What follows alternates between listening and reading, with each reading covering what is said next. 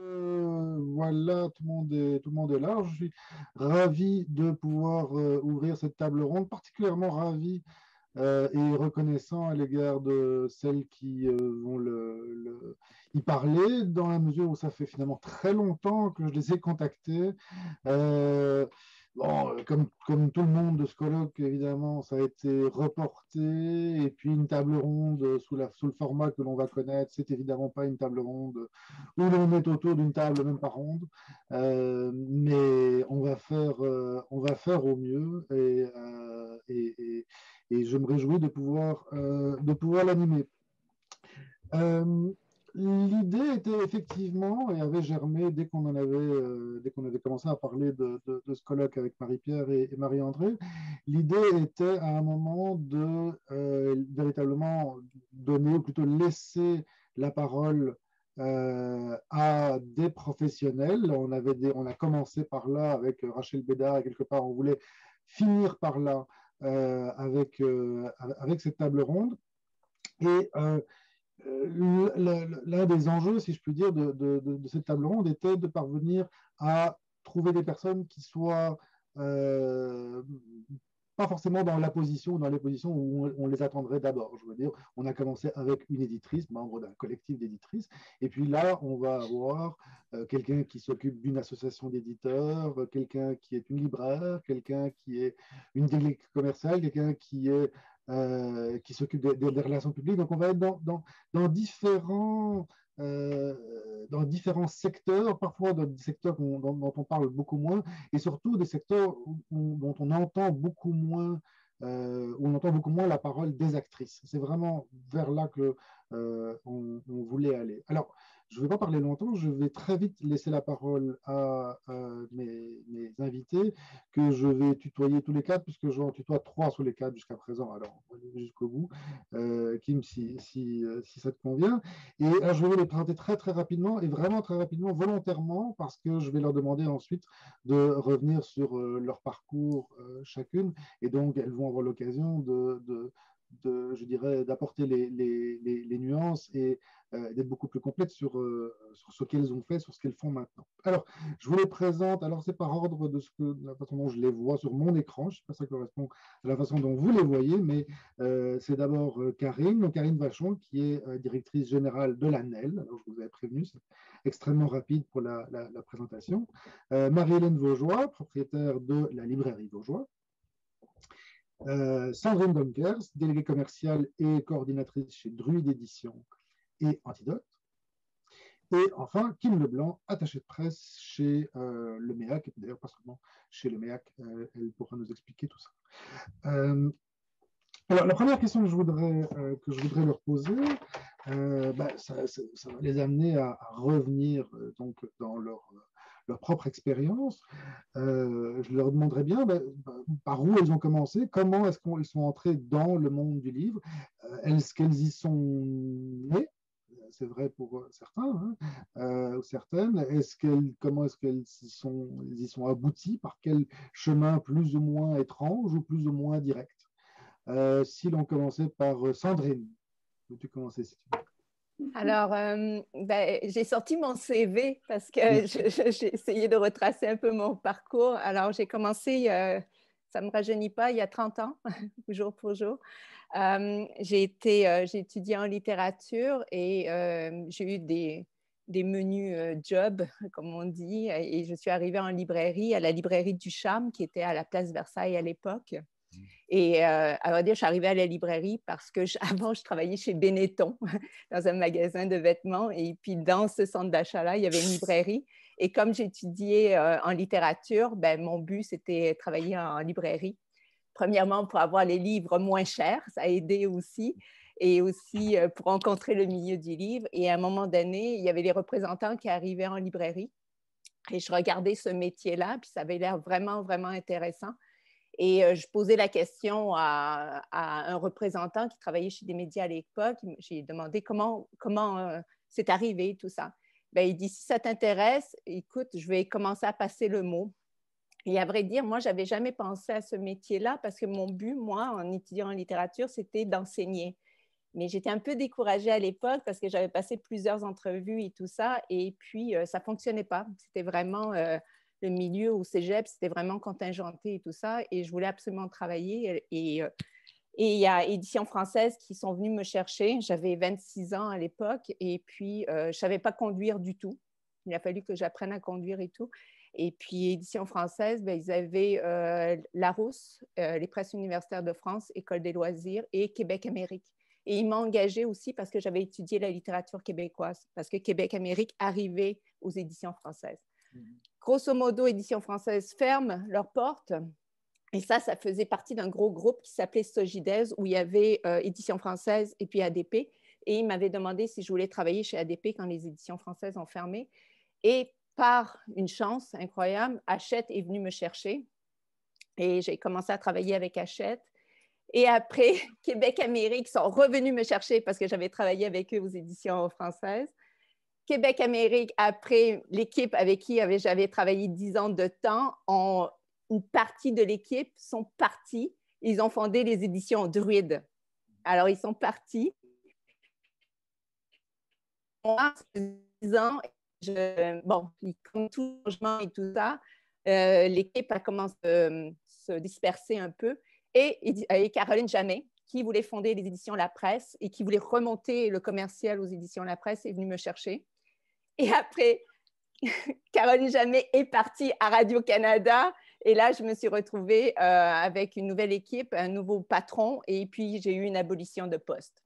Alors, pas besoin de vous dire que pendant cette période-là, j'ai eu un gros down à savoir qu'est-ce que j'allais faire, mais j'ai eu la chance que j'avais fait un DESS en gestion des organismes culturels et j'étais en train de faire ma maîtrise en organismes culturels sur des maisons d'édition, justement. Jeune génération, c'était mon topo de ma maîtrise. Et ma directrice à l'époque, Wendy Reed, m'a dit « Je te donne 1 mois pour finir ta maîtrise ». Là, j'étais un peu paniquée. Et là, je venais d'avoir une abolition de poste. Alors, on s'entend que je n'étais vraiment pas en forme. J'avais travaillé 7 ans quand même aux éditions La Presse. Et puis, elle me donnait 1 mois et qu'il faut dire que j'étais en train de procrastiner. J'étais comme, mais quand elle m'a donné ça, le 1 mois, elle m'a dit, je te donne, c'est ça, je te donne 1 mois parce que je sais, ou sinon tu vas être en... J'étais vraiment épuisée après la presse et tout ça. Alors, j'ai fini ma maîtrise et après, Lux sont venus me chercher, une équipe formidable à qui je dois énormément parce que ça m'a remonté. J'ai bâti le commercial avec eux pendant quelques mois et Éditions Druide sont venus me chercher, l'équipe. Et puis, et moi, je ne voulais pas quitter Lux de cette manière-là. J'ai été chercher mon ancienne coordinatrice qui travaillait avec moi à la presse. Et alors, j'ai travaillé avec elle pour finaliser les choses chez Lux et j'ai commencé aux éditions Druide et Antidote. Alors, je suis là pour l'instant avec un parcours un peu... Moi, j'ai le don d'avoir des espèces de postes un peu bizarres là qu'on crée et tout ça, et puis que je dois remonter ça. Alors là, pour l'instant, je suis là avec une équipe avec qui j'ai travaillé, la gang de Québec-Amérique. Un parcours bien mouvementé. Si on mettait ça en face d'un parcours qui, à moi, me semblerait plutôt plus linéaire, mais est-ce que je me trompe, Marie-Hélène Bourgeois? Non, là, effectivement, j'écoutais Sandrine et je me disais que ma vie était plate. Bon, plus sérieusement, bien évidemment, on peut penser que, bon, moi, ma mère a fondé la librairie quand j'avais 6 ans. Donc, ça a fait partie de ma vie, de mon enfance, de mon adolescence. Donc, évidemment, première job étudiante, elle travaillait à la librairie de ma mère, ce qui semblait évident. Est-ce que je savais à ce moment-là clairement pas que j'allais y passer ma vie? Est-ce que j'aurais fait d'autres choix? Si j'avais su que mon parcours serait aussi linéaire, on ne saura jamais. Donc, travailler à la librairie en tant qu'étudiante, étudier quand même en communication et en cinéma, donc pas du tout en littérature, pour finalement finir par prendre ma place dans la librairie tranquillement, puis m'impliquer dans les associations, entre autres l'Association des libraires du Québec, les librairies indépendantes du Québec, aussi faire partie du jury, donc réussir à peut-être sortir de ma linéarité en m'impliquant dans mon milieu, finalement. Mais, sinon, niveau job, c'est assez stable. Et tout en finalement gravissant les échelons à l'intérieur même de la Oui, librairie. Donc après tout, tout à fait, oui, oui. Puis j'ai envie de dire, en les gravissant encore aujourd'hui, parce que, bon, une pandémie, ça change quand même un peu les choses, on y reviendra. On y disons-le. reviendra. Merci Marie-Hélène. Alors je me tourne vers Kim Leblanc, que je n'ai jamais rencontré, donc je suis ravi de te rencontrer. Donc je ne sais absolument pas ce quel a été ton parcours. C'est quand l'idée de cette table ronde a été évoquée, que quelqu'un a dit il faut que tu contactes Kim Leblanc. Alors je vais contacter Kim Leblanc. Et donc voilà, comment en es-tu arrivé, si je peux dire, à faire ce que tu fais maintenant? Ben, moi aussi, je ne vais pas me rajeunir, mais ça fait presque 25 ans que je suis dans le milieu. J'ai commencé en travaillant dans une librairie. C'est une librairie, pardon, elle n'existe plus, c'était une librairie de livres rares et anciens. Donc, c'était un emploi étudiant que je faisais pendant mon bac en histoire. Et j'ai tellement aimé être libraire que je n'ai pas terminé mon bac en histoire et j'ai décidé d'être libraire toute ma vie. Donc, j'ai été libraire pendant 20 ans dans quelques librairies. Je suis déménagée à Montréal. Quand j'étais en librairie à Montréal, je me suis impliquée dans le milieu littéraire. Donc, j'ai fait partie du prix des libraires pendant plusieurs années. J'ai fait partie du comité de rédaction de Lettres québécoises et j'ai aussi fait des chroniques à Radio-Canada en littérature. Et il y a 2 ans, le MEAC, Madame Lise Bergevin, qui n'est plus de ce monde, est venue me chercher en me proposant cet emploi d'attachée de presse pour le MEAC. Donc, j'ai accepté. Depuis 2 ans, je suis attachée de presse, mais pas seulement pour le MEAC, pour Luxe Éditeur, pour Éco-Société, pour Michel Lafon, enfin, pour plein de maisons d'édition. Et voilà. En gros, c'est ça mon parcours. Ah ben, là aussi, beaucoup de choses. Alors, finalement, Oui. 3 ou 4, on verra si Karine a passé par là aussi, mais c'est aussi par la librairie que cet attachement au livre s'est fait. Qu'est-ce qu'il en est pour toi, Karine, après tout? Ben non, moi, je n'ai pas passé par la librairie, même si je fréquente beaucoup les librairies. Donc, pour ma part, en fait, je dirais que j'ai toujours aimé lire. Là, toute petite, en fait, j'avais vraiment un amour pour les livres. J'allais très, très souvent à la bibliothèque enfant. Puis, j'ai toujours voulu être professeure de français. C'était vraiment mon objectif. Là. Je voulais passer, en fait, ma passion de la lecture. Et puis finalement, quand il est arrivé le temps de m'inscrire à l'université, j'avais plus envie finalement de devenir professeure de français après avoir été entraîneur de gymnastique, travaillé beaucoup avec les enfants et tout. Je me suis dit, ah, non, je pense pas que ce soit là mon parcours en fait. Donc j'ai fait un bac, en fait j'ai fait plusieurs études universitaires. Là. J'ai fait littérature comparée à l'Université de Montréal et ensuite je suis allée faire le baccalauréat en communication, rédaction, multimédia à l'Université de Sherbrooke. Tout l'univers, la rédaction, des communications m'intéressait beaucoup et j'ai fait des emplois dans le domaine des communications.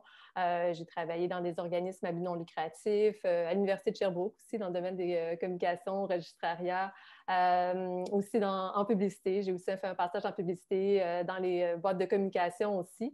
Et puis, je souhaitais quand même faire une maîtrise universitaire. Pour moi, mon parcours universitaire ne devait pas s'arrêter au baccalauréat. Je voulais aller plus loin. Je voulais faire de la recherche. Je voulais vraiment m'investir dans un projet de recherche. Et donc, j'ai rencontré José Vincent, je me souviens, d'être allée dans son bureau pour essayer d'en savoir davantage sur le parcours, la maîtrise en histoire du livre et de l'édition. À la base, c'était vraiment l'histoire du livre qui m'intéressait puisque j'avais vraiment, vraiment une passion pour le livre. Et puis, en fait, c'est ça. Donc, José m'a convaincue de faire cette maîtrise-là. En fait, j'en avais beaucoup envie. Et puis, le premier séminaire de mémoire que j'ai suivi, c'était Histoire de l'édition au Québec avec M. Jacques Michon. Et pour moi, ça a été vraiment une révélation. J'ai vraiment adoré découvrir le milieu de l'édition. Ça m'a fascinée. J'y voyais vraiment un lien entre mon parcours en littérature, mon parcours en communication, ma passion pour le livre. Et puis, j'ai vraiment eu envie d'explorer le milieu de l'édition. Je m'y voyais travailler. Et puis, j'ai adoré vraiment toute la maîtrise que j'ai faite en histoire du livre et de l'édition, les séminaires que j'ai eus avec Marie-Pierre, avec José. Et puis, donc, j'ai choisi de faire mon mémoire de maîtrise sur l'émergence de jeunes maisons d'édition littéraire au Québec entre 2000 et 2010 et comment ils ont utilisé le web et les réseaux réseaux sociaux pour se démarquer. Et puis donc, Josée et Marie-Pierre ont été mes directrices de mémoire. Pendant que je faisais ma maîtrise, j'ai aussi commencé à écrire dans la revue Livre d'ici, puisque j'avais un parcours donc en rédaction et en édition. J'avais fait un peu de journalisme aussi. C'était une façon pour moi aussi d'entrer dans le milieu du livre. Et puis, je suis revenue à Montréal. Je suis originaire de Montréal. Je suis revenue à Montréal et puis il y a eu un emploi qui a été ouvert à l'Association nationale des éditeurs de livres. C'était un remplacement de congé maternité, un poste d'adjointe au perfectionnement et à Québec Édition, qui est tout le volet d'exportation, pour 1 an. Et je me disais, bon, un poste d'adjointe, c'est parfait. Je vais pouvoir continuer de rédiger mon mémoire de maîtrise en même temps. Ça ne sera pas trop challengeant et ça va rendre ça possible comme pour mon parcours. Et puis, bon, je suis rentrée là. J'ai adoré travailler à l'association. Et puis, la personne qui était à ce moment-là directrice des salons et des foires à l'international a finalement décidé d'accepter de nouveaux défis hors de l'ANEL et on m'a offert de prendre l'intérim de la direction. J'étais très surprise puisque, bon, ce poste-là me semblait tellement formidable. Je ne voyais pas comment une personne pouvait le quitter pour aller faire d'autres choses. C'était vraiment là, un poste pour organiser la présence québécoise dans les salons, les foires à l'international, d'organiser des projets d'exportation. C'était formidable. Donc, voilà, j'ai obtenu ce poste. Après ça, on m'a donné la permanence et j'ai été directrice des salons et des foires, un poste qui est devenu directrice à l'international pendant à peu près 10 ans. Aussi, 5 ans après, le directeur général de l'époque m'a nommée directrice générale adjointe. Donc, je me suis occupée aussi d'autres dossiers à l'ANEL, notamment la promotion, aussi les ressources humaines ici à l'interne. Et puis, donc, en décembre dernier, j'ai été nommée directrice générale de l'association. Et puis voilà, donc c'est mon parcours à l'association. J'aime travailler à l'association parce que, bon, je travaille avec plusieurs maisons d'édition de tout genre. Hein. L'ANEL, c'est 115 maisons d'édition, des petites, des grandes, l'essai, le roman et tout. Et je côtoie beaucoup d'éditeurs, mais aussi on travaille beaucoup de façon interprofessionnelle avec les autres associations aussi. Et puis c'est un travail qui est très stimulant. Voilà. Merci Karine, merci à toutes les 4. Maintenant, ce que je vous proposerai, l'exercice auquel je vous propose de vous associer, c'est de sortir de l'aspect strictement CV auquel je vous ai invité à vous prêter jusque-là et à peut-être retourner ce CV ou en tout cas le voir autrement en vous demandant mais qu'est-ce que ça a changé peut-être à certains moments, certaines étapes. Et encore aujourd'hui, qu'est-ce que ça a changé le fait d'être une femme? Qu'est-ce qui aurait été différent, d'après vous, dans votre propre expérience, si vous n'aviez pas été une femme, ou en tout cas, qu'est-ce que ça a bouleversé, ou qu'est-ce que ça a déterminé? Si on repartait dans l'autre sens, Karine, recommençons par toi, si tu veux bien.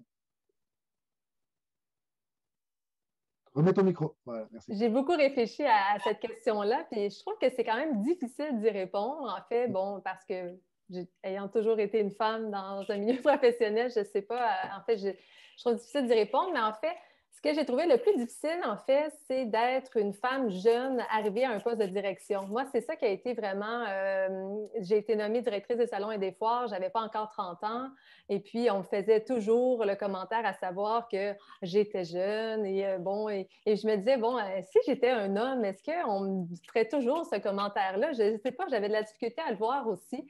Et puis, il m'est arrivé aujourd'hui, je trouve qu'il y a quand même beaucoup de relève dans le domaine de l'édition, beaucoup de jeunes gens. On a vu récemment là, des jeunes directrices là, qui vont prendre la relève de maisons d'édition, Le Noroy, Les Herbes Rouges. Donc, tout ça est très stimulant.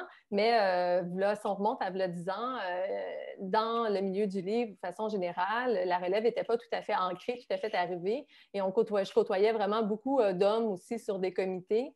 Puis je vais y aller avec une petite anecdote. Là. Ça m'est déjà arrivé d'être sur un comité, une rencontre, une conférence téléphonique où j'étais la seule femme et la seule aussi jeune, dans le sens que tous les intervenants étaient des hommes de plus de 50-60 ans. Et donc, on parlait d'un dossier. J'avais de la difficulté parfois à amener la parole. J'avais l'impression que je me faisais souvent couper la parole alors que c'est un dossier que je maîtrisais, selon moi, plus que d'autres, qui concernait vraiment une activité qu'on allait organiser à Québec Édition.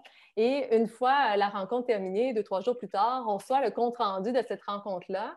Et tous les hommes dans le compte-rendu étaient identifiés par leur prénom, nom de famille, entre parenthèses, l'organisme qui représentait. Et moi, j'étais seulement Québec Édition.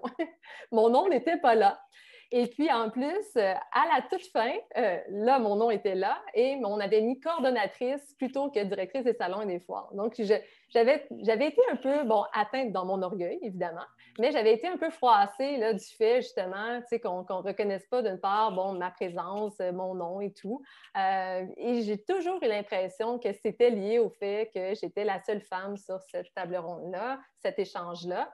Les hommes qui ont participé à cette rencontre-là ont peut-être une perception complètement différente. C'est peut-être juste un oubli de leur part. Mais à terme, je me rends quand même compte que la prise de parole en tant que femme, des fois sur des comités, elle est parfois un peu plus difficile. On se fait plus souvent couper la parole. Donc, c'est ça. Ça, c'est un plus grand défi. Mais aujourd'hui, je dirais qu'être femme comme directrice générale de l'ANEL, je ne sens pas, en fait, cette finité-là là, qui est la mienne. Là. Je me sens traitée vraiment d'égale, avec beaucoup de respect aussi de l'ensemble des membres. Mais on m'a quand même souligné lors de ma nomination une certaine fierté de certaines femmes de voir une femme qui prenait la direction de l'ANEL. Il y a déjà eu des femmes auparavant qui ont dirigé l'association, pas nécessairement sous la forme de l'ANEL, mais alors qu'elle était sous une autre forme. Mais avant moi, ça a été plus souvent des hommes, en fait, qui ont pris la direction. Donc, voilà ce que je pourrais dire là, comme défi ou comme expérience, comme ressenti plutôt là aussi de mon rôle de femme dans le milieu du livre. Merci, Karine. Kim, il y a un très bon article d'une chercheure française qui s'appelle Delphine Naudier qui porte sur la population des attachés de presse françaises. Et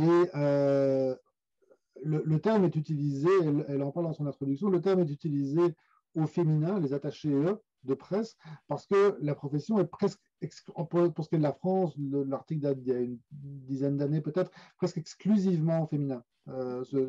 Et ce qui n'est pas du tout le cas, ou ce qui était encore moins le cas il y a une dizaine ou une quinzaine d'années, d'autres métiers du livre, et notamment d'autres métiers à l'intérieur des maisons d'édition. Donc, est-ce que c'est comme ça que, enfin, je veux dire, est-ce que sa perception de la France correspond à ce qui se passe au Québec? Et est-ce que, même question alors plus loin dans ton parcours, puisqu'il y a eu d'autres étapes dans ton parcours, est-ce que le fait d'être une femme, est, comment dirais-je, jusqu'à quel point ça a été déterminant dans ta propre perception? C'est une très bonne question. En fait, oui, elle a raison, Madame Naudier, parce que même au Québec, la plupart des attachés de presse sont des femmes. Et c'est une des raisons pour lesquelles le MEAC est venu me chercher aussi.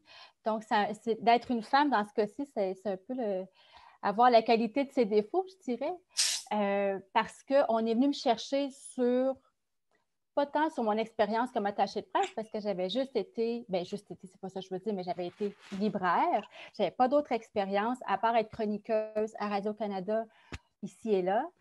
Mais quand j'ai posé la question, pourquoi Mme Bergevin avait pensé à moi, parce que c'est une femme qui m'a engagée, alors pourquoi elle avait pensé à moi? Puis sa réponse a quand même été très... elle en disait beaucoup. Donc, c'est que j'étais reconnue dans mon milieu, soit, mais je me présentais bien et je communiquais bien. C'était que ça qu'elle voulait, elle, la représentation. Elle trouvait que j'avais de l'allure, finalement. Là. Alors, moi, quand elle me dit ça, je l'ai pris comme un compliment, mais je l'ai aussi pris comme un défi. Parce que moi, mon défi après ça, ça a été de prouver que je n'étais pas juste une libraire reconnue et cute, là, que j'étais aussi capable de faire le travail. Je pense que j'ai fait mes preuves, mais il a fallu que je casse un peu cette image-là, qui est beaucoup un travail de représentation. C'est ce qu'on nous demande. Après, c'est à chacune des attachées de presse de voir si elle joue le rôle ou pas. Moi, j'ai décidé de ne pas jouer le rôle et de me démarquer plutôt par mon attitude et en mettant toujours mes limites. Mais c'est vrai qu'on demande aux attachés de presse, ça c'est toutes les maisons d'édition, on demande beaucoup aux attachés de presse de materner les auteurs. C'est une des raisons pour laquelle c'est plutôt des femmes. Moi, je me suis posé la question là, dès le début quand j'ai commencé ce métier-là. Est-ce que si c'était une majorité masculine qui faisait ce métier-là, on demanderait d'être aussi maternelle, à l'écoute, rassurant? ce qui dépasse un peu les limites de mon travail. Moi, mon travail, c'est de faire le lien entre les auteurs, les maisons d'édition et les médias. À aucun moment, c'est inscrit là, dans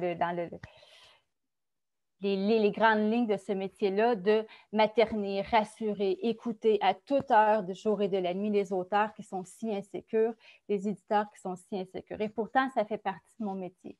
Mais c'est beaucoup, je pense, ça vient beaucoup du fait que c'est plutôt des femmes qui exercent ce métier-là.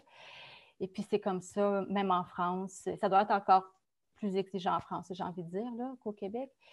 Mais ça, c'est un grand clivage entre les attachés de presse et les autres postes dans les maisons d'édition. C'est très, très flagrant. Oui. Merci beaucoup. Marie-Hélène, qu'est-ce qu'il en est à l'intérieur de ta librairie et en même temps en étant une héritière? Est-ce qu'on peut parler de toi en tant qu'héritière? Ben, c'est ça, j'ai envie de dire, à la base, j'ai envie de dire, être libraire, c'est un peu un métier très féminin, même si je me souviens qu'au début, quand j'ai commencé à temps plein plus, un de mes collègues était masculin et c'est quelqu'un qui n'aimait pas beaucoup déplaire dans ses réponses, donc il faisait des promesses souvent pas tenables et je me faisais toujours dire, puis là je disais, ben non, il disait non, on va l'avoir dans 3 jours, ben, le livre on l'avait 5 jours plus tard. Et je me faisais, on parlait de lui, on disait toujours, le gars, oui, mais le gars m'a dit ça. Oui, mais le gars, il a une journée semaine, il n'a pas voulu déplaire dans sa réponse, mais parce que lui, c'est un homme, clairement, il avait plus raison que moi qui était là à temps plein. Donc ça, mais c'était plutôt rigolo, puis, mais il reste que le gars, puis là, j'en ai un collègue masculin présentement aussi, puis Marc, là, on a moins de clivage, mais oui, je vais me faire dire, oui, mais c'est le gars m'a répondu telle affaire. Marc, le gars avec qui je travaille présentement dit des choses vraies, donc tout va bien, il n'y a pas de problème. Où je l'ai plus senti, moi, puis ça a été dans les CA, régulièrement, je me suis rendu compte dans une réunion, dans des réunions où même quand on a la parité homme-femme, hein, dans des réunions de CA, souvent, je faisais un commentaire, il y avait un silence, il y avait mon voisin ou une autre personne autour de la table qui reprenait mes paroles quasiment mot à mot, et là, tout d'un coup, était écouté. Et certains étaient assez gentlemen pour dire que je l'avais dit avant, mais souvent, c'est pas tous les hommes qui faisaient ça. Puis ça fait pas très longtemps. Là. Ça fait comme 2, 3, 4 ans. J'ai vraiment réalisé mon ami dans un CO dans lequel j'étais, où à chaque fois, peut-être pas à chaque fois, mais si j'arrivais avec une nouvelle idée, il fallait qu'un homme cautionne mon idée pour qu'elle soit acceptée par lui. Ça a été assez fréquent pour que je le remarque. Dans la librairie, on le sent moins, probablement parce que c'est un peu un milieu de femmes aussi. Quand même. Non, je repense à ce que tu dis dans le côté maternant de la libraire. Nous aussi, exactement, oui. On est très, très aux petits soins. Puis, oui, ça, c'est clair qu'il faut. Donc, ça rend le métier un petit peu différent. Oui. Ouais, mais c'est aussi la dimension du care qui apparaît dans les métiers du livre, là où on ne l'attend pas forcément.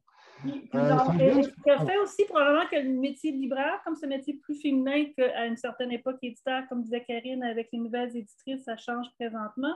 Mais j'ai longtemps senti qu'être libraire, c'était c'était le métier qui faisait qu'on devenait représentant, qu'on devenait attaché de presse. Donc, c'était le petit métier de la chaîne aussi. C'est plus vrai. Ça, c'est plus vrai, mais ça a longtemps été vrai. C'est comme, qu'est-ce que tu vas faire après?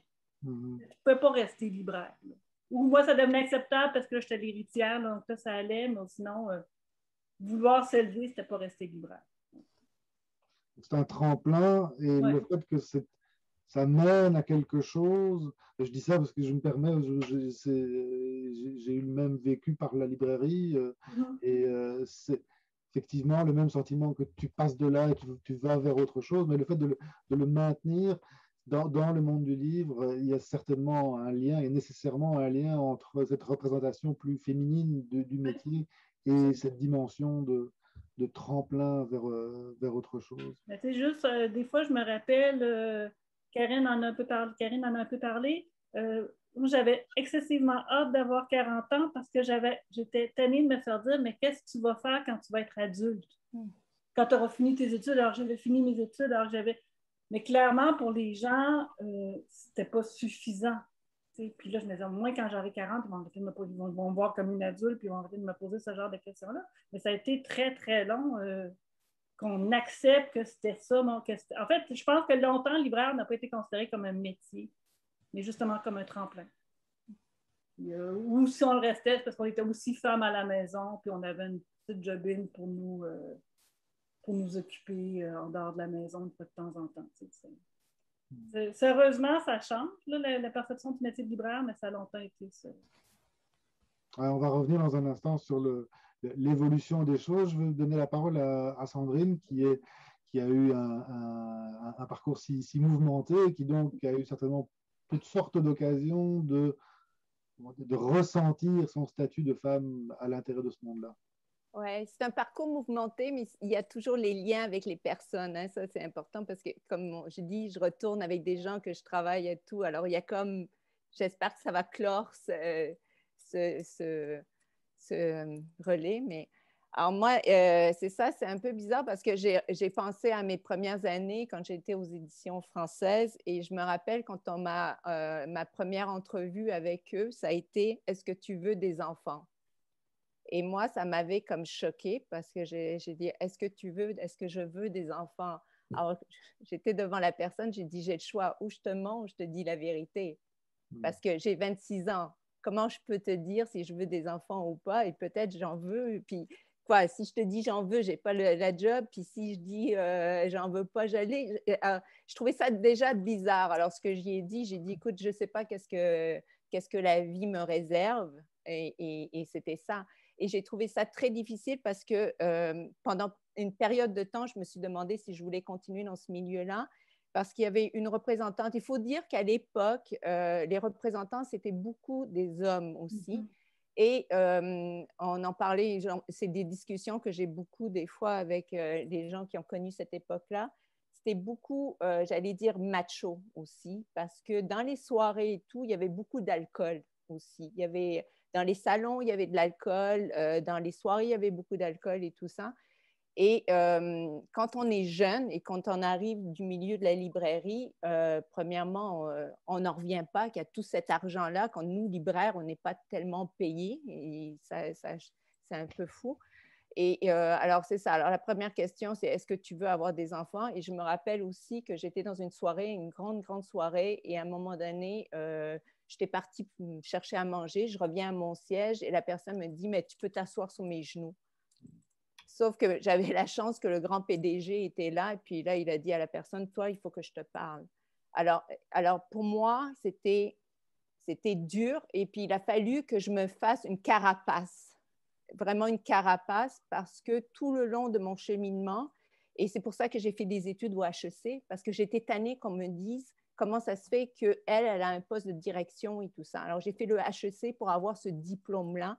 Même si j'avais toute l'expérience que j'avais, il y avait toujours ces gens qui vont te dire, oui, mais comment ça se fait qu'elle a ce poste-là? Ah, elle a un poste de direction chez Québec Amérique. Pourquoi? Puis ça continuait comme ça. Et c'est vraiment, et encore, je vais vous le dire, il y a des moments donnés, je me suis dit, j'aurais dû prendre ma place. Mais quand une femme prend sa place, on la traite de diva aussi. Moi, j'ai eu ça aussi. On m'a traité de diva. Puis, il y a une chose aussi dans le milieu du livre, on ne sait jamais. Quand j'ai commencé comme représentante, justement, il y avait la même personne qui avait il n'avait pas d'études en littérature, mais il était payé plus cher que moi. Alors, j'ai fait comme, mais pourquoi lui, il est payé plus cher que moi, puis j'ai autant d'expérience et tout ça? C'était un homme. Il y a des fois, les salaires aussi, on ne connaît pas tous les salaires des gens et tout ça. Alors, moi, à un moment donné, j'ai dit, je vaux ça. Voilà ce que je vaux avec l'expérience. Et ça peut être un peu confrontant. Puis là, je me retrouve dans une boîte où vraiment la parité, elle est là. Elle est là, la parité. Puis on me demande à chaque année, ils vérifient tout ça. Mais pendant longtemps, j'ai eu ça aussi, des questionnements comme ça. Là. Mais il a fallu vraiment que je me forge une carapace. Et puis, Et c'est ça. Mais ça évolue hein, aussi, il faut dire. Ça a changé. Puis ça a changé aussi avec Karen Jamé. C'était une femme qui m'engageait pour les éditions La Presse. Ça aussi, ça a changé aussi. Je ne sais pas si ça Je répond un reste peu. avec toi, Sandrine, mais que Karine, Marie-Hélène et Kim sont tout à fait à l'aise d'intervenir parce qu'on va ouvrir la discussion. Mais je reste avec toi sur la question du sujet de ça a changé. Tu viens de reprendre cette expression-là plusieurs fois. Ouais. Et effectivement, toi qui a changé d'emploi plusieurs fois au cours de ta carrière, comment est-ce qu'il se perçoit ça a changé? Est-ce que à cet égard, et peut-être aussi depuis quand? Est-ce que est-ce que c'est à mettre au crédit de MeToo? Est-ce qu'on est aussi dans cette vague-là qui touche le monde du livre, on le sait, par ailleurs? Est-ce que ça se joue aussi dans ces dernières années? Donc, d'après toi, qu'est-ce qui a changé et depuis quand? Moi, je crois que ça a changé depuis 15 ans à peu près, parce que même quand on regarde, écoute, ça se dit plus là maintenant, est-ce que tu veux des enfants? Déjà en partant cette question-là, ça se dit plus à une femme parce que, puis il y a toute une génération aussi. Vous savez, je sais pas, il y avait comme une espèce de, je pense aux représentants, ils travaillaient ça commençait à 8 heures, puis ça finissait à 10 heures. Je veux dire, il y avait comme, il n'y avait pas d'horaire. Je ne sais pas, Marie-Hélène, toi qui as eu des représentants aussi, là, je veux dire, c'était des hommes qui travaillaient ensemble, qui se revoyaient. Moi, nous, c'était particulier à Québec parce qu'ils venaient tous la même semaine faire le party à Québec. Un peu, c'est ça. Il y avait ça. Alors, il y avait dans les salons, ça buvait, je ne sais pas, mais depuis 15 ans, ça a changé, ça. Il n'y a plus ça. Puis aussi, je veux dire, la génération qui est arrivée comme représentant, ben, ils ont des enfants, les femmes ont des enfants. Puis je veux dire, il y a des choses il faut aller chercher l'enfant à la garderie. Moi, quand j'ai commencé, la pauvre femme, moi, je me rappellerai toujours, Suzanne, elle demandait d'aller chercher sa fille à la garderie. Écoutez, on lui disait, non, mais ça n'a pas d'allure, comment ça se fait, tu ne peux pas t'arranger. Moi, ça me mettait hors de moi. C'est pour ça que j'ai pas, quand on me dit le cheminement que j'ai fait, je veux dire, c'est quand même 30 ans de carrière, puis à chaque coup, où on est venu me chercher et tout ça, c'est pour ça, mais c'était dur. Au début, je n'étais pas sûre de vouloir rester parce que j'avais toujours en tête d'enseigner. Alors, mais après, comme je vous dis, il y a 15 ans, 20 ans, ça a changé. Oui, il y a eu le MeToo aussi. On ne peut pas parler de la même manière à une femme. Il y a tout ça. Mais il y a 15-20 ans, je dirais, ce qui a changé, j'ai l'impression qu'il s'est mis à avoir une éthique de travail. En fait, les nouveaux représentants, les premiers représentants au Québec venaient souvent de la France, n'étaient pas nécessairement des littéraires, c'était des commerciaux. C'était pas un métier, on devenait libraire un peu par hasard. Et tout d'un coup, les gens qui sont rentrés dans le milieu, c'est des gens qui avaient des études, c'est des gens. Et donc, je pense qu'il y a une éthique de travail. Avant même homme-femme, il y a une éthique de travail qui a fait que bien t'asseoir sur mes genoux n'était plus acceptable, que toutes ces gestes machos-là qui existaient puis qui étaient tolérés, tolérés étant un bien grand mot, n'étaient plus acceptables il y a 15-20 ans. Parce que je pense que les gens qui rentraient dans le milieu, en fait, ils rentraient pour en faire un métier, ce qui n'était peut-être pas le cas il y a une trentaine d'années quand nous, on a commencé, Sandrine. Oui. Et moi, j'ai envie de dire, ça a changé, oui, puis non, ça a changé peut-être à l'intérieur même de la profession. Après ça, il y a peut-être eu un shift, j'ai envie de dire. Ça se passe maintenant plutôt, puis on le vu avec les dénonciations qu'il y a eu l'été passé, ça se passe plutôt dans la sphère privée. Donc, des éditeurs, des écrivains qui vont jouer de leur position, de leur gloire, même si il s'agit quand même pas de grandes stars, là, mais dans le milieu, là, ils vont quand même jouer là-dessus pour charmer, parfois même abuser de filles qui sont quand même impressionnées de se retrouver en face de tel écrivain, de tel éditeur. Mais ça existe encore, ça. Alors, j'ai l'impression que peut-être, oui, dans le travail, on le voit moins, mais ça se passe encore en coulisses.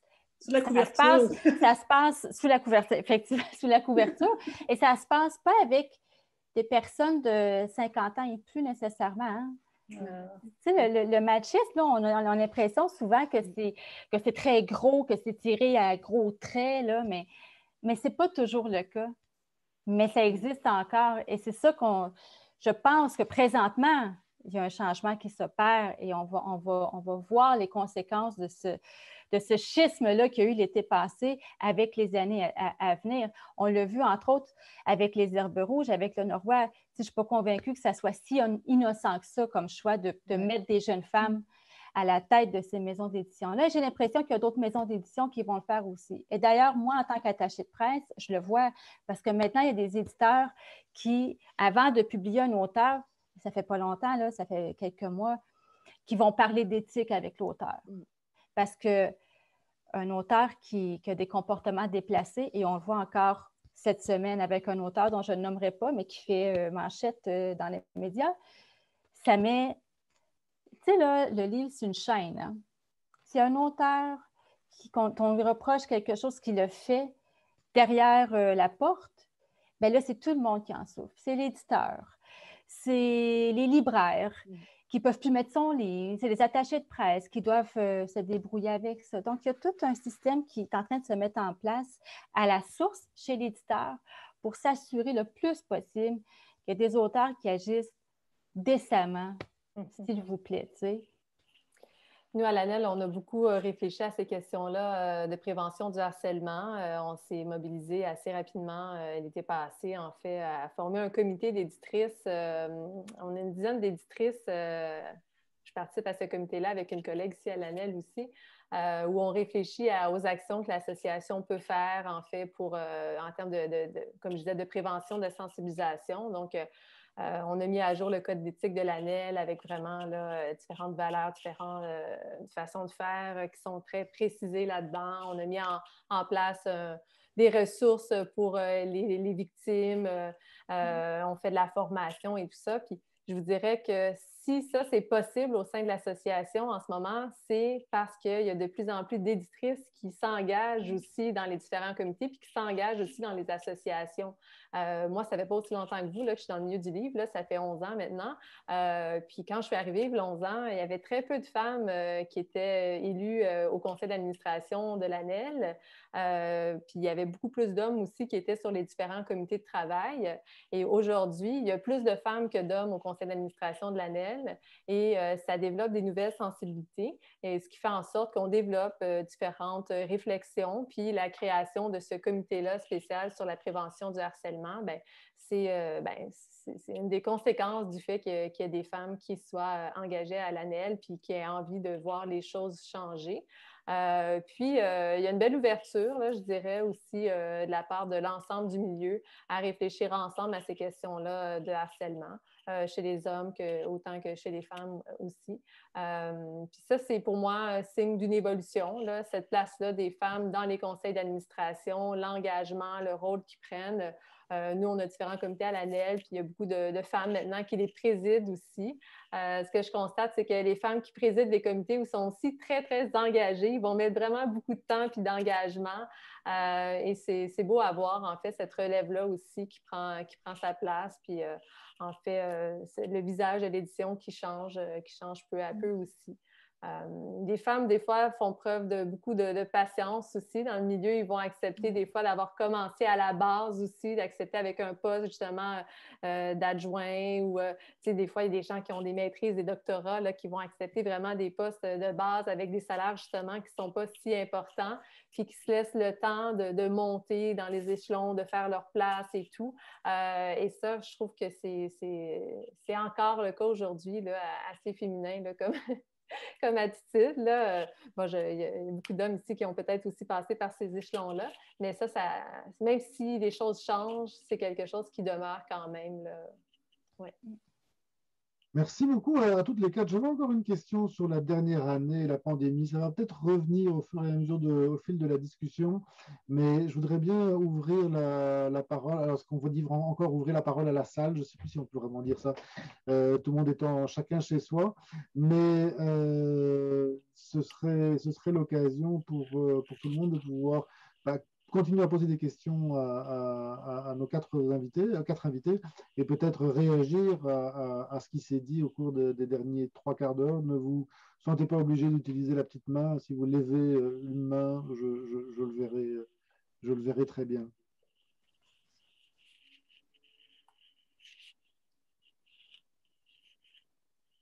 Alors sinon, je poursuis, si on m'en laisse l'occasion, alors je saute dessus.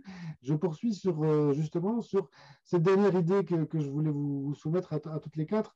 Bon, on a vécu une curieuse dernière année, à tout le monde bien sûr, mais dans le monde du livre en particulier, une curieuse dernière année, bon, catastrophique à certains égards, moins catastrophique que prévu à d'autres, donnant des possibilités nouvelles peut-être.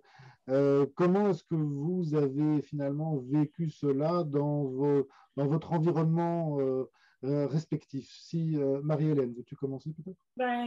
Nous autres, on s'est vite, bon, je pensais avoir une période de repos qui était bienvenue, qui n'est pas du tout arrivée. Je me suis retrouvée à travailler comme des 10 heures par jour, des dizaines d'heures par jour. Les commandes web rentraient à profusion. Et il a fallu surtout que je me durcisse. Parce que justement, on le disait tout à l'heure, on est un peu maternel. Les libraires, je pense qu'on a un peu un métier où on a envie de prendre soin. Ça fait partie un peu. Mais là, je me suis retrouvée, entre autres, avec, bon, évidemment, les commandes venaient d'un peu partout au Québec via le site Les Libraires. Donc, ce n'était pas des clients réguliers nécessairement, même si le téléphone sonnait quand même. C'était surprenant. Et on s'est retrouvé avec beaucoup de la frustration de la pandémie. Les gens écrivent un courriel en imaginant qu'ils écrivent un robot, mais des lettres de bêtises, mais des paragraphes de long. Et donc, il a fallu que j'apprenne à répondre. Entre autres, je me souviendrai toujours d'un cas très précis. Il avait commandé des lectrices envoyées par le site de libraire.ca. Oui, il avait commandé 5 livres pour adolescents. À ce moment-là, il faut savoir qu'au mois d'avril l'année dernière, certains distributeurs étaient ouverts, d'autres ne l'étaient pas. Tout le monde avait raison de faire ses choix, je pense. Mais donc, on avait 3 livres sur 5, il en manquait 2, mais dans les 2 qui manquaient, entre autres, un des livres, le distributeur était fermé, donc je ne pouvais pas lui faire venir. On décide de lui envoyer plus de la moitié de sa commande. 2 semaines après, mais pourquoi je n'ai pas reçu le reste? Vous êtes vraiment pourri. Là, je reste poli, c'était vraiment quelque chose.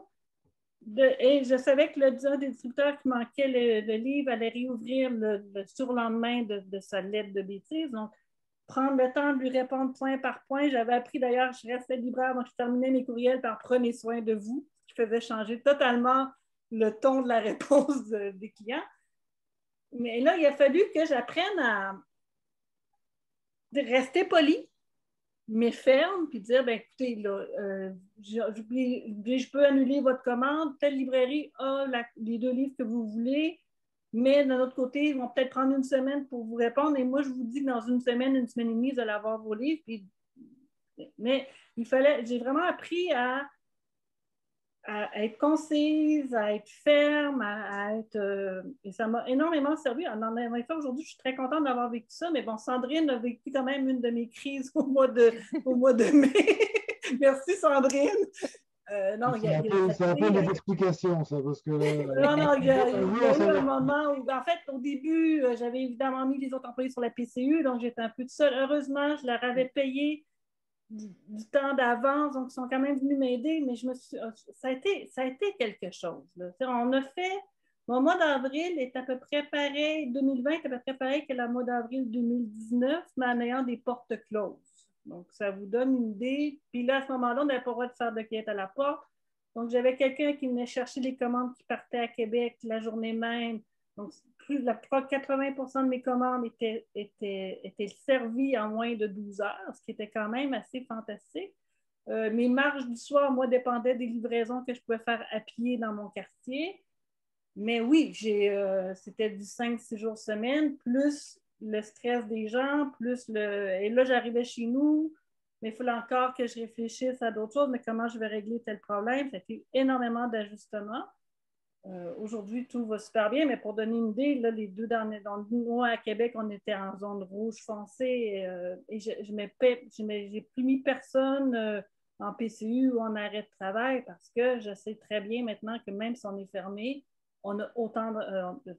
faut dire aussi que nous, à la librairie, on est très chanceux parce que je suis dans un quartier résidentiel de gens qui n'ont pas perdu leur emploi, qui sont à l'aise financièrement. Donc, moi, la conséquence de la pandémie, ça fait une augmentation minimum par mois de 30 de vente dans un mois et ça va jusqu'à 50 pour la plupart des mois, du mois de mai à décembre. Donc, on n'a pas fini d'analyser les statistiques de ce qui s'est passé entre mars 2020 et aujourd'hui. On verra pour la suite.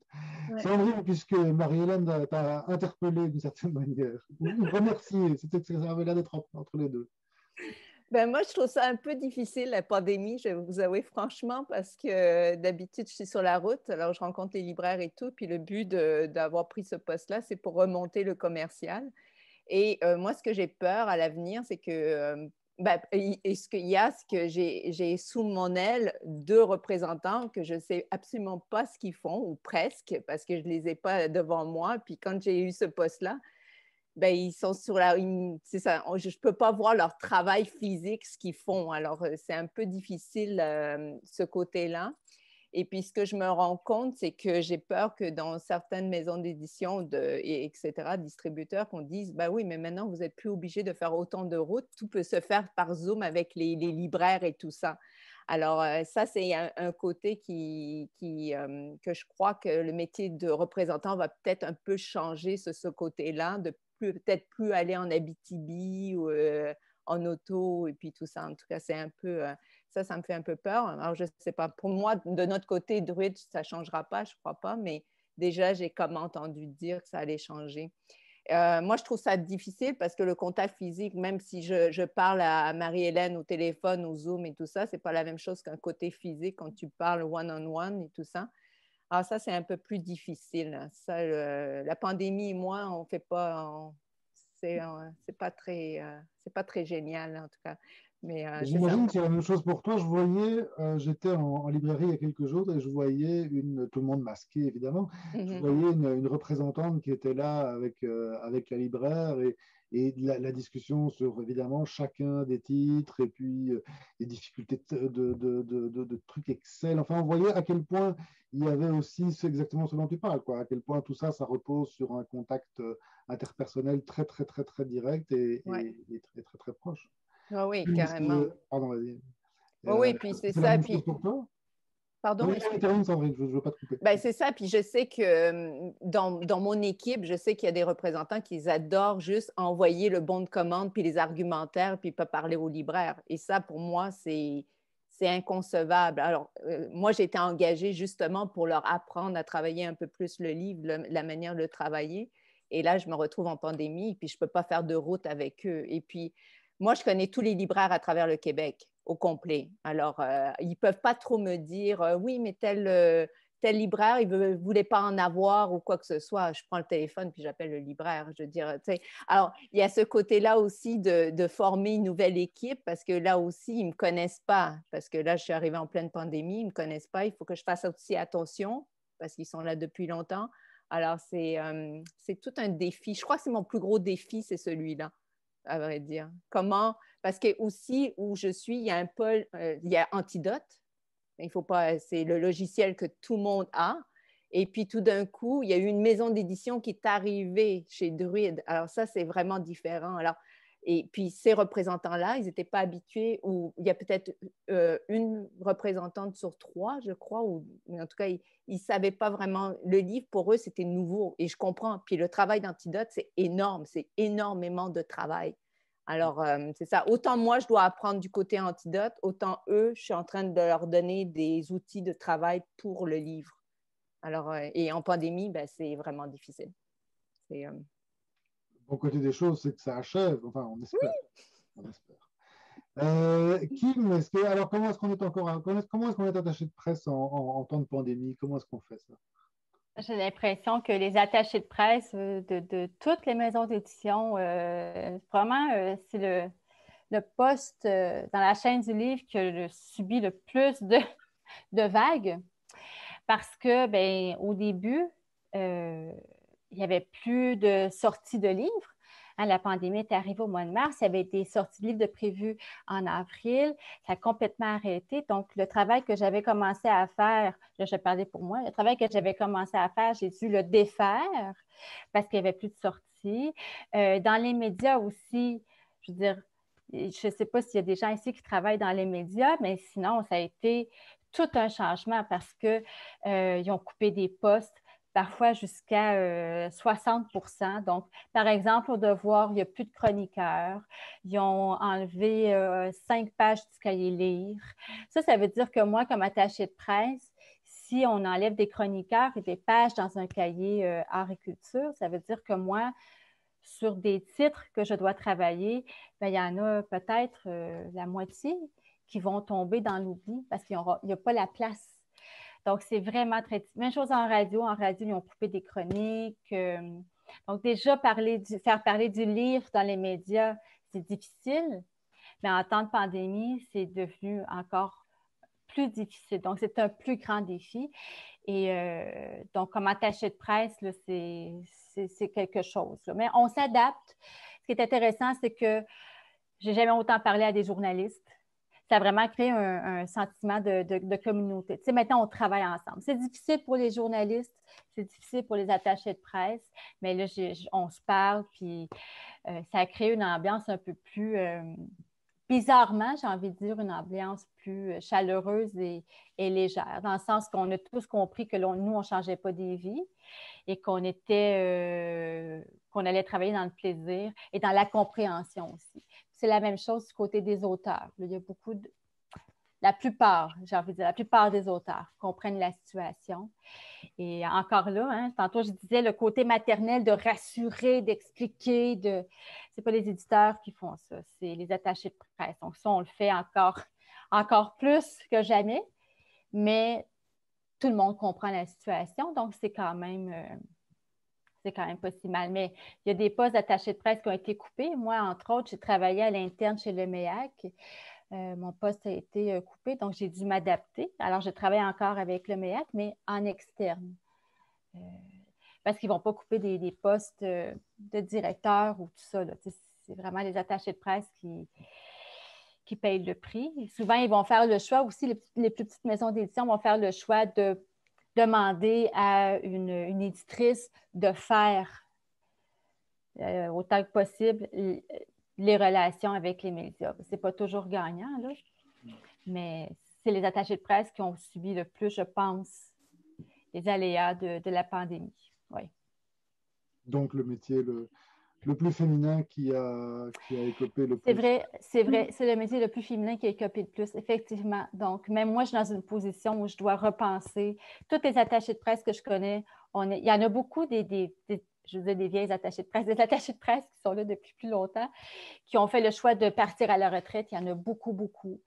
Puis beaucoup de jeunes attachés de presse sont un peu comme moi en train de se demander, bon, ben qu'est-ce qui se passe? Qu'est-ce qu'on va faire? Parce que c'est vraiment difficile avec les médias en ce moment. Très, très difficile. Ouais. Et les nombres de livres publiés ne diminuent pas nécessairement. Donc, ça aussi, c'est une question là, qu'il faudrait peut-être demander. Il faudrait peut-être demander aux éditeurs qu'est-ce qu'ils attendent pour publier moins de titres au Québec. Mais bon, ça, c'est un autre débat. Ah, on verra si quelqu'un veut prendre la balle au bon. C'est justement l'instant. Il nous reste encore quelques minutes si on les veut pour la discussion. Sinon... Ben, je peux rebondir peut-être. C'est sûr que les éditeurs ont dû quand même ont été quand même insécures là, au début de la pandémie. Là, quand au mois de mars dernier, au mois de mars 2020, là, les imprimeries ont été fermées, les distributeurs, il y en a plusieurs aussi qui ont ralenti leurs activités. C'était vraiment insécurisant pour les éditeurs de devoir voir comment on envisage ça, comment on déplace les calendriers de parution et tout.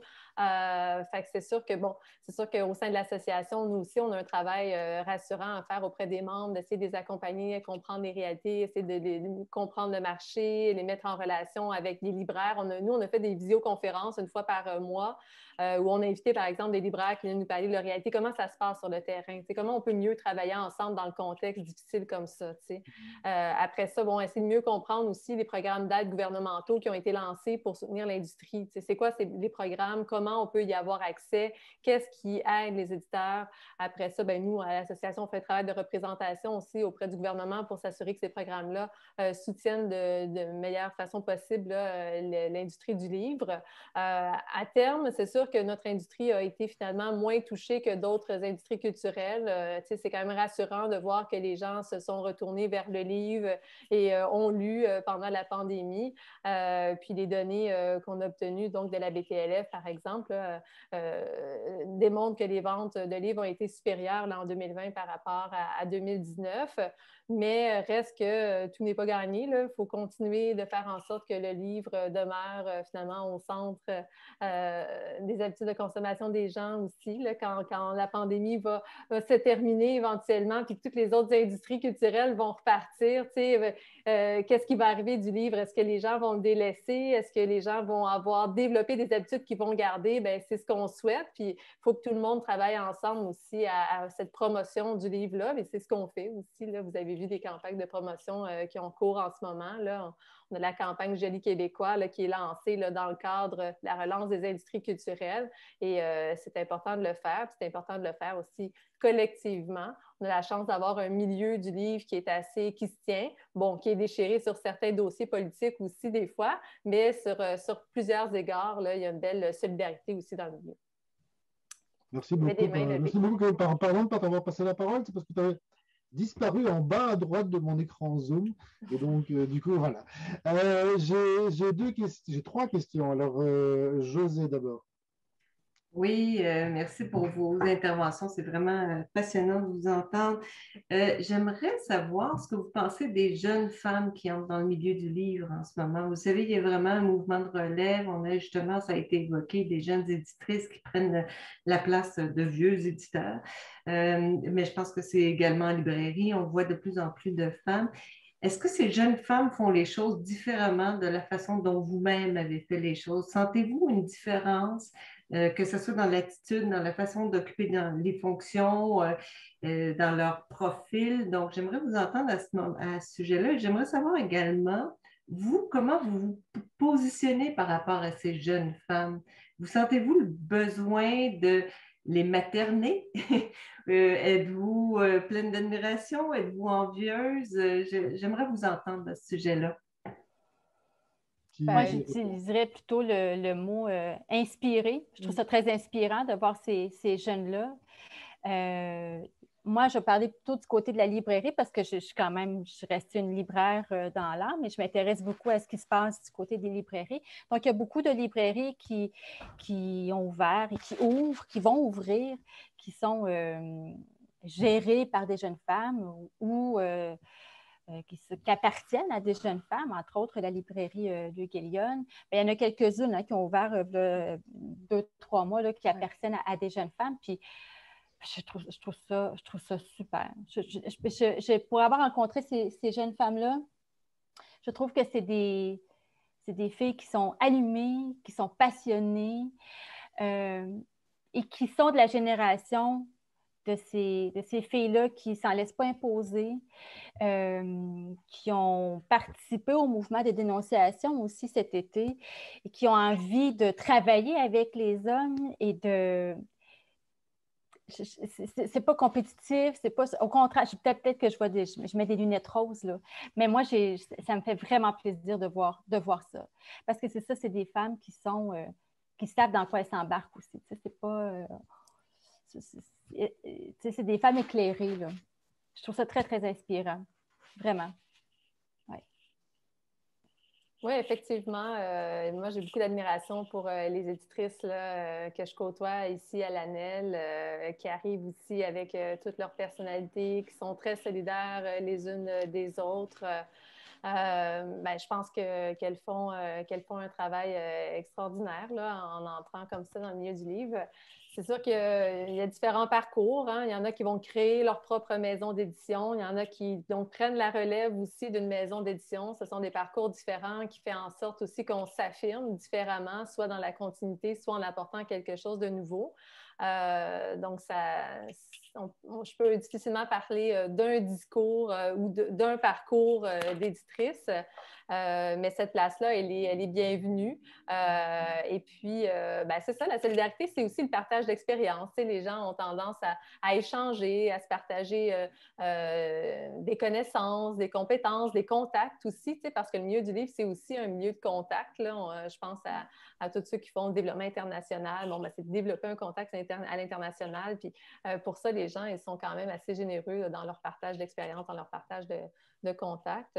C'est ça, des fois, c'est différentes façons de faire. Il y en a qui vont prendre, certaines femmes vont prendre vraiment plus le temps, des fois, de s'asseoir avec l'auteur puis regarder en détail le contrat pour être sûr qu'on comprend l'ensemble des clauses.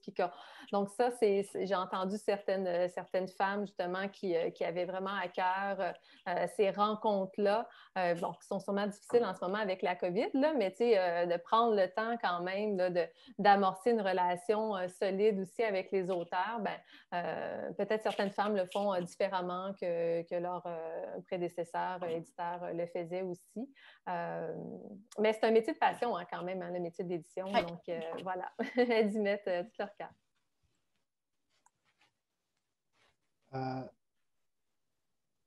Je peux passer la parole peut-être. Est-ce que vous vouliez répondre, Marie-Hélène? Je suis assez d'accord avec ce que j'ai entendu. J'ai envie de dire peut-être la plus grande différence, je les sens plus groundées, en bon français. Ouais. Elles arrivent peut-être plus solides qu'on arrivait, nous, à une certaine époque. Ouais. Avec déjà plus de carapace dont parlait. Oui, exactement. Oui. Oui, et puis j'aurais aimé vivre là maintenant, avoir 25 ans, 26 ans, arriver dans le milieu maintenant. Être moins imposteur. Ah oui, moi aussi. On parlait, je crois que je suis cheminement de ma génération n'a pas été très facile. Ça, je ne peux pas dire. Ça a l'air, vous savez, ça a l'air tout facile d'aller d'une maison d'édition à une autre et tout ça, mais ce n'est pas facile. Et puis, moi, ce que j'aime… Non, puis cette génération-là, ce que j'aime, c'est qu'ils disent ce qu'ils veulent. Alors, et puis moi, je me rappelle, moi, je fais partie de la génération X où on disait qu'il n'y avait pas de boulot aussi, hein, tandis que, alors j'ai su m'arranger à avoir des boulots et à avoir beaucoup c'est pas pour rien que j'étais au HEC parce que je ne savais pas si j'allais aller en organisme culturel. Alors, vous savez, c'est un peu ça, mais ce que j'aime, moi, j'aime être entourée de gens forts autour de moi et ces jeunes-là qui arrivent, ils me poussent. Et ça, j'aime ça. J'aime ça me faire dire « Sandrine, tu n'as pas raison. » J'aime ça. Il y a des choses qui me drivent et ça me drive. C'est ce genre cette génération-là qui arrive. Puis aussi, il faut dire aussi que maintenant, veut pas, ils sortent de l'université de Sherbrooke aussi. Alors, des fois, il y a beaucoup de gens, maintenant ça change parce qu'avant, on allait chercher les gens en librairie et tout ça. Et là, maintenant, il y a un programme aussi et ça, on le sent, ce programme-là aussi dans le milieu du livre. Ça, c'est différent. Merci beaucoup. Alex Noël, pour une question. D'abord, merci beaucoup à toutes les quatre pour cette conversation-là. C'était franchement très passionnant de vous entendre. Puis je pense que c'est une conversation aussi essentielle, notamment sur les enjeux genrés puis les conséquences de la vague de dénonciation de l'été dernier. C'était vraiment pour vrai très pertinent d'avoir votre point de vue de l'intérieur du milieu du livre. J'étais curieux de vous entendre peut-être un petit peu plus aussi sur le lectorat, parce que Marie-Hélène Vaugeois, je crois, a précisé que le nombre de livres avait augmenté quand même drastiquement depuis la pandémie. Puis je suis fasciné, moi, par ces 30%-là ou 50%-là de livres en plus qui se retrouvent entre les mains des lecteurs. Je me demande un peu si ce sont en fait, les mêmes types de livres qu'avant la pandémie, avant les mouvements de dénonciation, avant Black Lives Matter, etc. Ou si la pandémie, ces mouvements sociaux-là, ont aussi amené un changement dans le type de livre qui se retrouve entre les mains des lectrices. C'est vraiment une bonne question, Alex. Première chose qu'on a remarqué, c'est moins vrai maintenant, mais au tout début, je te dirais qu'on vendait... d'autres, on a toujours beaucoup vendu de québécois, ça a toujours fait partie, mais là, c'était presque exclusivement du québécois. Il faut dire que les frontières étaient un peu fermées, mais au-delà de ça, la demande... Donc, oui, le québécois a explosé. J'ai envie de dire probablement, et ça c'est non scientifique, mais j'ai l'impression que c'est plus facile maintenant de vendre une auteure femme à un homme qu'il y a 3, 4, 5 ans. Même si ce n'était pas nécessairement toujours difficile, on s'entend, mais il y a quand même il y a des choses qui restent. Hein. Pas. Nous, ce qui a augmenté énormément, curieusement, et je me l'explique difficilement, c'est la bande dessinée. Qui s'est mis à vendre comme j'avais jamais vu ça. Moi qui ai toujours été une passionnée de bande dessinée, mais tout d'un coup, ça a explosé. Donc oui, il y a eu un changement. Évidemment, j'ai envie de dire, je le disais tout à l'heure, donc moi, je suis entourée de professionnels autour, donc de gens qui allaient plus à leur bureau. Donc j'ai envie de dire, probablement une clientèle plus masculine qu'avant aussi. Et justement, moins... Puis moins genré, effectivement. J'ai envie de le dire comme ça. Avant, on avait des espèces de préjugés. Veux pas, on a tous ça. Genre, c'est un homme de 50 ans, donc je vais lui vendre un essai sérieux. Mais là, maintenant, aujourd'hui, j'ai envie de dire, l'homme de 50 ans peut lire une romance. Je caricature au maximum, on comprend bien. Mais oui, les hommes vont maintenant lire des femmes, les femmes vont lire de la bande dessinée. Et j'ai envie de dire qu'il y a une plus grande ouverture. Et ce qu'on a énormément remarqué, puis je trouve ça fou que Kim disait comment c'était difficile, les médias, comme il y avait plus... comme les gens sont chez eux, ils écoutent clairement la radio, ils écoutent... Donc, moi, l'impact d'une émission comme Plus on est fou, plus on lit, qui était à peu près qui était minime avant, mais vraiment, vraiment minime. Tout d'un coup, là, on savait en direct de quoi l'émission parlait sans l'écouter parce que le téléphone sonne pendant l'émission. Donc, un article dans le Devoir, dans les journaux, La Place, là, vraiment, on voit les effets de masse, aussi des effets de mode. Ça, c'est l'autre truc qui est vraiment drôle, c'est que vraiment, on parle de quelque chose, ça devient à la mode, tout le monde le veut. C'est comme si j'avais jamais vu autant d'impact des médias que dans la dernière année, clairement. Il y a la littérature autochtone aussi. La littérature autochtone vraiment, c'est ça, qui vraiment gagne ses lettres de noblesse en ce moment. Puis c'est vraiment intéressant de voir ça. Puis sinon, selon les données qu'on avait eues, moi, je ne suis pas en librairie, là, mais il y avait aussi la croissance personnelle, l'ésotérisme aussi qui a été en croissance. Je pense que la pandémie a fait en sorte que des fois, les gens ont cherché à travers des livres, des paroles rassurantes ou des réflexions aussi pour s'aider, là, parce qu'on sait que aussi pour la santé mentale, ça n'a pas toujours été évident pour tout le monde. Donc, oui. Il y a je vais passer ensuite la parole à Adrien, mais il y a une question alors de Angèle Bassolet qui a bien fait d'écrire dans le chat parce qu'effectivement, je n'avais pas vu la main levée. Alors, est-ce que vous pouvez mettre votre micro et poser la question? Est-ce que c'est possible maintenant? Oui, vous m'entendez? On vous entend très bien, merci. Oui, j'essaie de... on ne me voit pas. Non, on ne peut pas vous voir, mais on peut vous entendre. D'accord, ok. Et donc, je voudrais vous féliciter pour le panel. Moi, c'est grâce à Lucie Hott que j'ai pu le savoir et je me suis connectée. Je vous remercie pour l'initiative. Je voudrais savoir pour les uns et les autres, quel est votre sentiment vis-à-vis de l'avenir, vis-à-vis de la relève, et aussi pour celle qui fait les routes, l'attachée de presse, est-ce que vous voyez dans vos contacts, est-ce qu'il y a de la diversité dans le milieu du livre au Québec? En Ontario, on en cherche, on essaie de créer une alliance des éditeurs afro-canadiens. et on est là-dessus. Et donc, j'aimerais savoir qu'est-ce qu'il en est du côté québécois. Merci à tous et bonne fin de saison, bonne fin de colloque. Est-ce que je peux répondre en partie? Vas-y, Oui. c'est bien normal que tu ouvres le Oui. bal. Et la question de la diversité, elle est tellement importante, effectivement. Elle n'est pas suffisamment grande, la diversité dans le milieu du livre au Québec. Et nous, à l'Association nationale des éditeurs de livres, on a formé justement un comité sur la diversité culturelle. D'ailleurs, Sandrine Dankers en fait partie. Donc, il y a différents éditeurs, tous genres confondus, qui se sont unis pour réfléchir justement à cette question-là.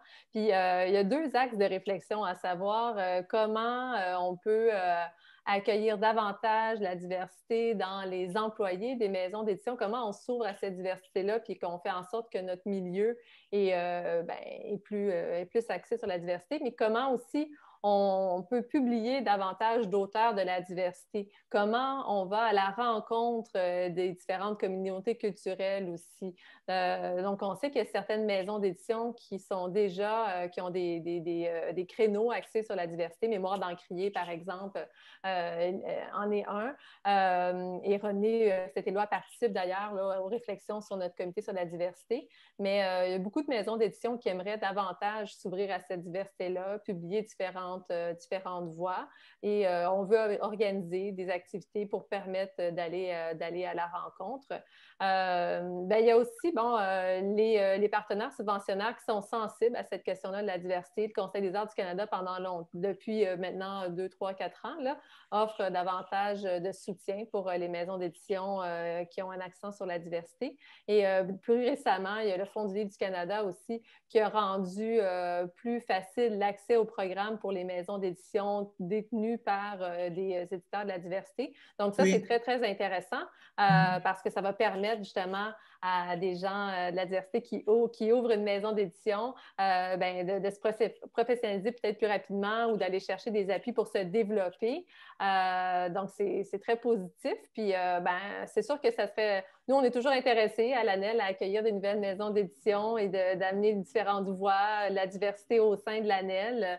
On a des maisons d'édition qui sont québécoises, qui sont franco-canadiennes aussi. On est pan-canadien, donc n'hésitez pas là, à venir vers nous aussi. Mais les sous-regroupements sont intéressants aussi. Il y a un regroupement d'éditeurs franco-canadiens qui existe aussi, qui a sa pertinence aussi. De travailler en collaboration, d'échanger sur des enjeux, c'est important pour faire évoluer le milieu et les mentalités. Merci. Sandrine, peut-être tu voulais un mot de réponse là-dessus?